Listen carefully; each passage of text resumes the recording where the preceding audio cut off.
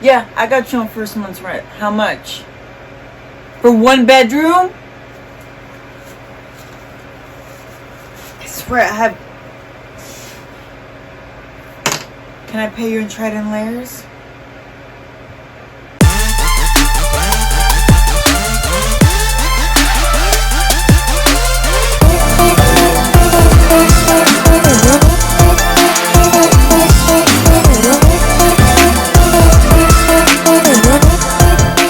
Hey everyone, welcome back to my channel, Sincerely Anonymous. My name is Negin, or you can call me Negin, either thing, whatever your heart desires.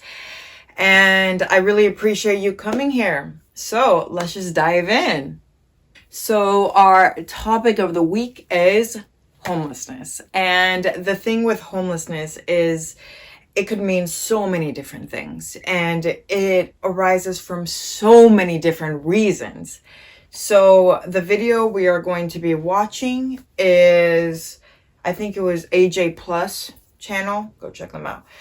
And all the videos that I react to will be down in the description. It will be a link, and just make sure you go click, you go support them, like, comment, because I'm thankful for them. Without them, we wouldn't have videos to react to. Okay, anyway, let's do this. The video we are reacting to is discussing Skid Row and a female's experience living on Skid Row, and just a little visual representation of what Skid Row is. Skid Row is a region in Los Angeles, California. And this has a very high homeless rate population, very high, because so many people come to LA to change lives, to make something. And living is expensive. Rent is expensive. Influential stuff really gets to you. And you end up being homeless. It's expensive. Some people get caught up in drugs, and some people just don't have family and don't know where to go. So many different cases. So they end up being homeless. And what that means is that there's a high rate of prostitution there. There's a high rate of drugs there. It's not a place people will willingly and excitingly go. And this is just one example of regions that are very dominated by the homeless population. That exists everywhere around the world. Being homeless is literally a universal thing. Okay, let's do it. Rock bottom. LA's homeless population is exploding. The number of people living on the streets and in shelters has soared by 75% in the past 6 years. There are up to 60,000 homeless people in LA County on any given night. The largest concentration of them live here on Skid Row, a sprawling tent city in the heart of downtown LA. So that was the visual representation of what Skid Row is. And then the next video is this woman that used to live on Skid Row. Her neighborhood. All of these people in this very condensed population, again, where do you see trash cans? Where do you see water fountains? Where do you see food? Law enforcement, they don't like the tents up during the day. But then look, we have all of these people like out here on the concrete that are subjected to the heat and the sun. And being homeless and a woman, that is just danger. Being homeless and being transgender, danger. Being homeless is hard, but there are situations that make it worse. Like, women aren't as physically strong as men. I mean, some women are. But it's just biologically, it's not a thing, so easily overpowered, and they're already vulnerable. Oftentimes pathologize poor people. We see them as lazy. We see them as not really trying to, we don't see the resolve that it takes to actually sustain out here, to have hope when there is no hope. I've met women who are nurses, Stanford graduates, that come from families. I met people who are connected to celebrities living out here. And we lack the seeing that these people are actually human, that we're human, because I live here. See, the way she spoke, it really emphasized the fact that, okay, she's educated. And she's right. There are so many different people that end up there. 100% pathologize poor people. I love that. there's such a division with this economic status. A lot of people look at poor and are like, you're not trying. That stinks for you, whatever. And then when in reality, they're really trying. They're trying to find a job. Maybe they're from prison. You know, they just got out of prison.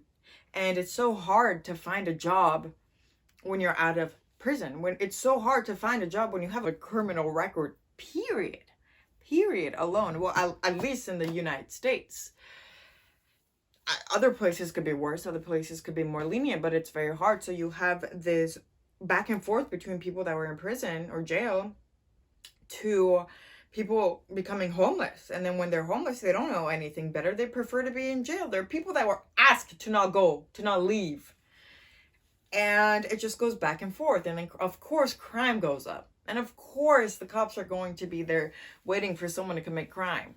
It's, what do you expect when you throw people into this pot and are like, all right, swim, go for it. But they've never even tried swimming, or they're not used to the new temperature of the water. It's going to burn. It's going to be cold. It's going to alter you.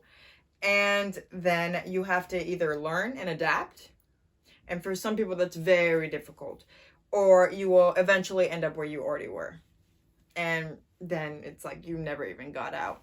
So I wanted to know why other people thought people ended up homeless. And I decided to ask Reddit, ask my lovely anonymous participants. I would love for you to share your opinion, so just put it down there. So I asked, in your opinion, why do people become homeless? Now let's see. All right. Most commonly, drugs or mental illnesses. However, sometimes just bad luck. Exactly what we just discussed. Next person. Honestly, it's very difficult to rent if you've ever been to jail.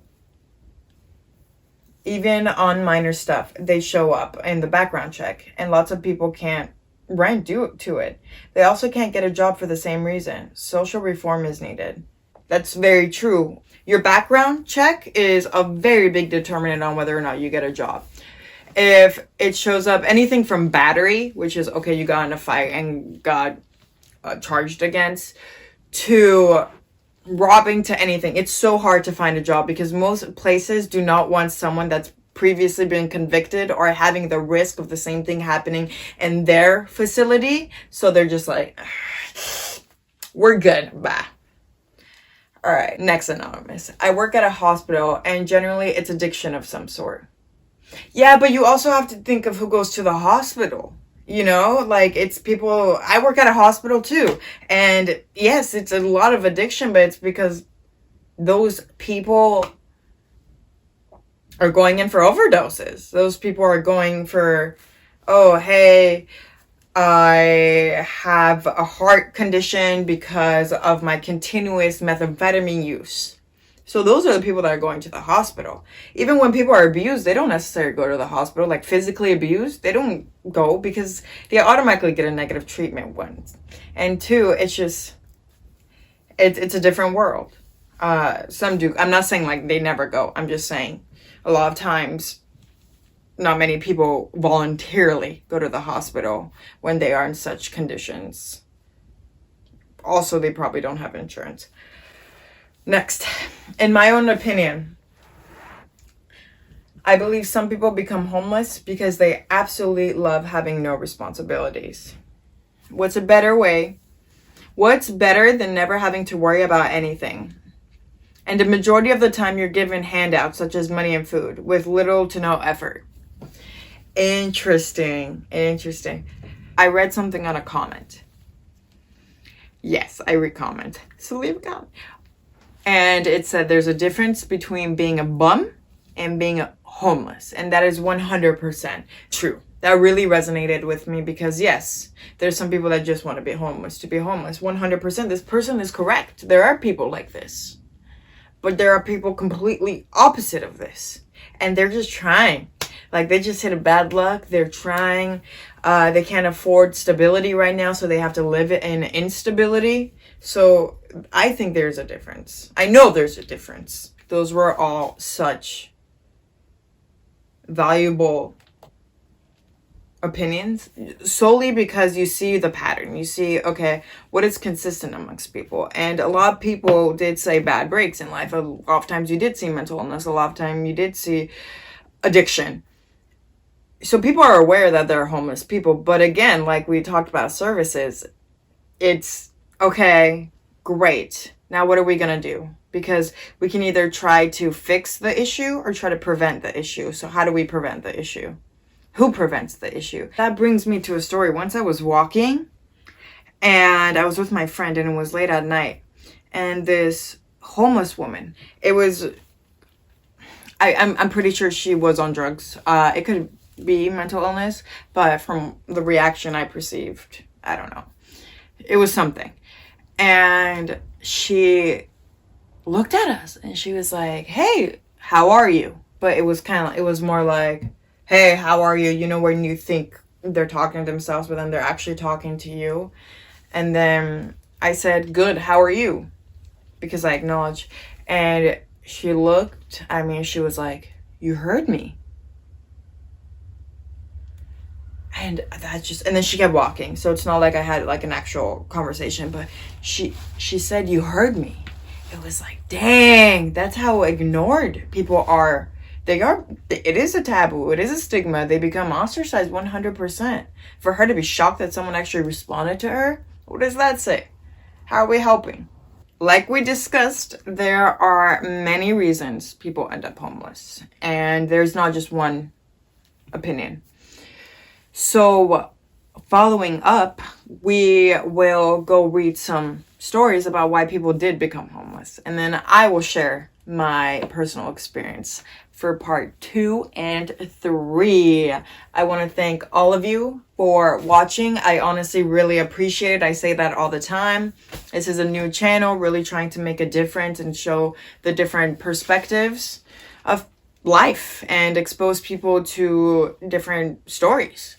So I want to thank you for helping me do that. Please share, comment, subscribe, and ring the bell. Let's make this world a better place together, and let's give voices to people that aren't usually heard. We all deserve to say something. See you next week!